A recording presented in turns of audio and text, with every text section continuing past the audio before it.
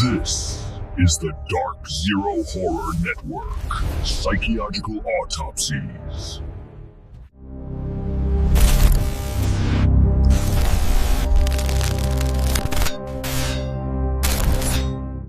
Your death will be a tale to frighten children, to make lovers cling closer in their rapture. Come with me and be immortal. Welcome back to the Deep Dive. Today, we're staring right into the mirror, thinking about what happens when you say a name one too many times. We are talking about one of the absolute sharpest horror films of the 1990s. But before we do that, just a huge thank you to everyone listening through the Dark Zero Horror Network. We seriously appreciate all the support. We really do. And if you're new here, please think about hitting that like and subscribe button. It really does help the channel grow, and it helps us keep making these deep dives. Absolutely. So today's deep dive is into that enduring power of the urban legend. We're talking about the 1992 gothic supernatural horror film, Candyman. Written and directed by Bernard Rose, and of course based on Clive Barker's short story, The Forbidden. Right. And our mission today is really to unpack how this film went so far beyond the typical slasher movie. It's so much more. It's this really potent commentary on race, class, and the whole nature of belief. We're going to get into some of the shocking production secrets. Oh, bees. The bees. And Tony Todd's very, very profitable bee stings. Mm-hmm. And we'll look at the film's legacy, which is still incredibly powerful today. To really get it, you have to start with the source material. Clive Barker's story, The Forbidden, wasn't set in the U.S. at all. No, it was set in Liverpool. Right. Contemporary Liverpool. Exactly. And its main focus was the British class system, you know, the kind of social decay and these poor urban housing projects over there. But the director, Bernard Rose, he saw a way to make it hit harder. He moved the entire story. He did. He transplanted it to Chicago. And not just anywhere in Chicago, but specifically the notorious Cabrini-Green homes public housing project. And that one decision just changes everything. The themes immediately pivot to race and social class in inner city America. And, you know, Rose was apparently just floored by Chicago. He loved the architecture, but he was also genuinely shocked by the level of segregation and prejudice he saw. So that's what directly led him to Cabrini-Green. It was the perfect, and I mean perfect, location because of the geography. Mm-hmm. You had this place that was infamous for violence, for robberies, for poor construction. And it was literally right next door to some of the wealthiest, most high-class neighborhoods in the entire city. That contrast is the whole point.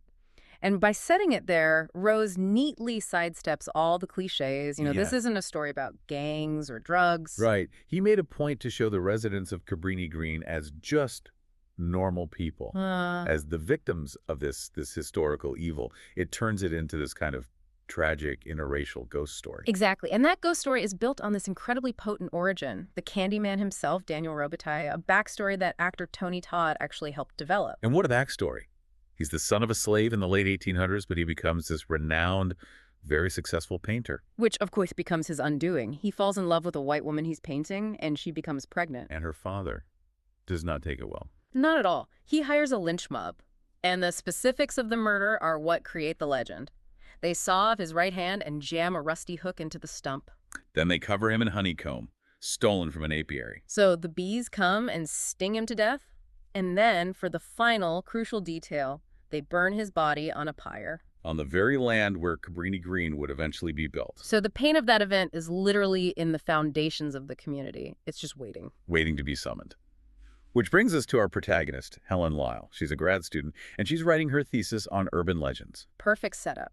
And she hears about the Candyman, this legend that says if you chant his name 5 times into a mirror, he appears. And her academic skepticism, her disbelief, is the very thing that summons him.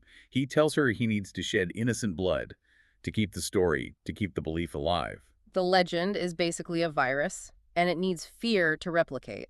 Helen, by trying to disprove it, makes herself the primary host. Okay, well, let's talk about actually making the film, because some of these production details are almost as terrifying as the movie itself. Let's start with the casting. Tony Todd as Candyman is just... It's one of those perfect fits. You can't imagine anyone else. Not at all. He's 6'5", and that voice, that deep, hypnotic voice, he has this intellectual menace you just don't see in other slashers. It's pure presence.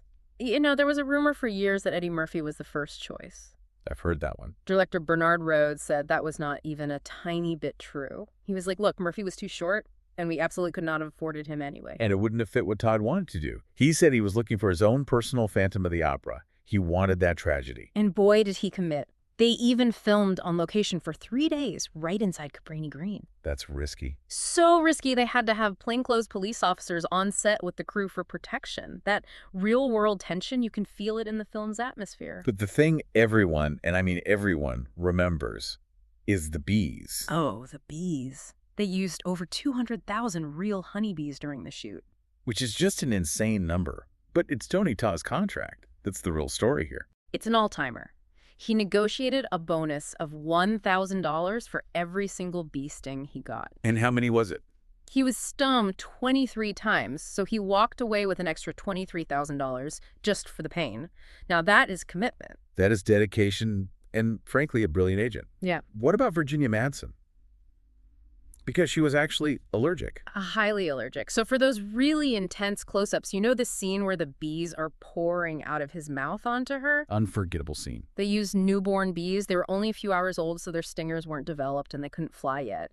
And Todd himself wore a protective mouthpiece, kind of like a dental dam, to keep them from going down his throat. Wow. And the practical innovations didn't stop there, did they?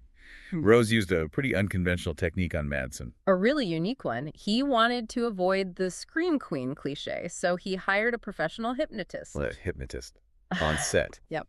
To put Virginia Madsen into a light trance for the scenes where she directly confronts Candyman, it created this weird, dreamlike calm in her performance instead of just screaming. Makes her whole descent feel much more psychological. And you can't talk about the film's atmosphere without mentioning the score. That haunting Philip Glass score. It's iconic, but the funny thing is, Glass apparently hated the finished movie at first. Right. He saw it as just a low-budget slasher, but he came around later, especially after it became a classic. He even joked, I still make money from that score, get checks every year. I guess so. It completely elevates the film, gives it that gothic, almost religious quality. It really does. So back to the story, Helen starts her investigation trying to debunk everything. She thinks the Candyman is just some gang leader. Which is the worst possible thing she could do. Exactly. The real Candyman is triggered, and the film shifts into this really intense psychological thriller. He starts framing her for these horrific crimes. And they are awful. The dog's decapitation, kidnapping the baby, Anthony. And then the murder of her friend, Bernadette, it completely destroys her life. Everyone, even her husband, thinks she's lost her mind and become a killer. She ends up in a psychiatric hospital. Until she finally confronts Candyman in his lair, this dilapidated apartment covered in murals, and one mural shows him with his lover from the 1800s. And she looks just like Helen. Exactly. And he gives her that key line, "It was always you, Helen." The implication is that she's the reincarnation of the woman whose love got him killed. Their fates are intertwined. The whole thing builds to this climax at a giant bonfire in the project's courtyard. Candyman is trying to sacrifice both Helen and the baby, Anthony, to make his legend permanent. But Helen fights back. She stabs him with a flaming piece of wood, destroying him, but she dies from her burns after saving the baby. A heroic, tragic end. But that's not the real ending. Not even close. Because the legend needs a new vessel. Later, her cheating, guilt-ridden husband, Trevor, is at home grieving. He looks in the mirror. When he says her name 5 times. He summons her. Helen's ghost appears, wrapped in white, hair like fire, wielding the hook. And she kills him. She becomes the new Candyman. Yeah. The final shot is a new mural in the lair, but this time it's of Helen. She's officially entered the folklore. Which brings us to the critical reaction, because this film was not without controversy before it was even released. The producers were worried, right? Worried it would be seen as racist. They were. A black villain, a ghetto setting.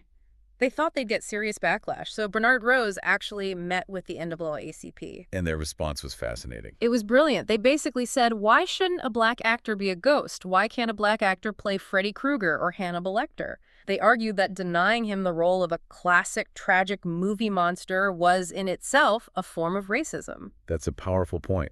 And the critics seem to agree with the film's ambition. Oh, for the most part, yeah. It has a 79% on Rotten Tomatoes.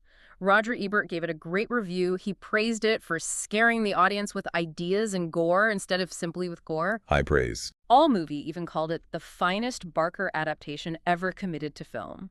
And Virginia Madsen won Best Actress at the Saturn Awards and the Fangoria Chainsaw Awards. Her performance was definitely recognized. And the legacy is still going.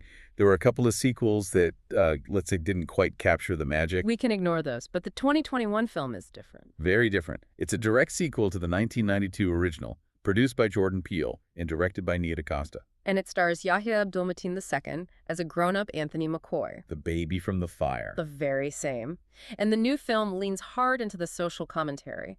Anthony is now a successful artist living in a now gentrified Cabrini-Green. That gentrification is key, isn't it? It creates this echo of the original story. It's a perfect echo. Anthony, a black artist trying to find status in a mostly white art world, is walking the exact same path as Daniel Robitaille in the 1890s.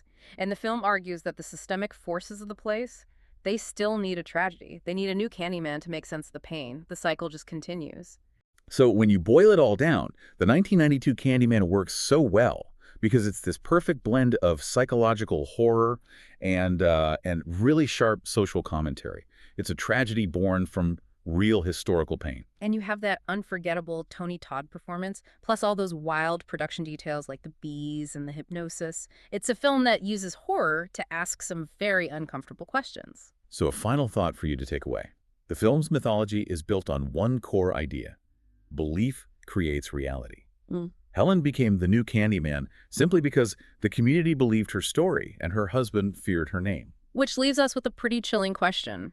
If collective belief, if just repeating a story enough times can create a real vengeful ghost that comes when you call it, what modern stories, what narratives are we as a society giving that same terrifying power to right now just by repeating them over and over again? What new legends are we building one story at a time? Something to think about. Thank you for joining us for this deep dive. Keep asking questions, and we'll see you on the next one.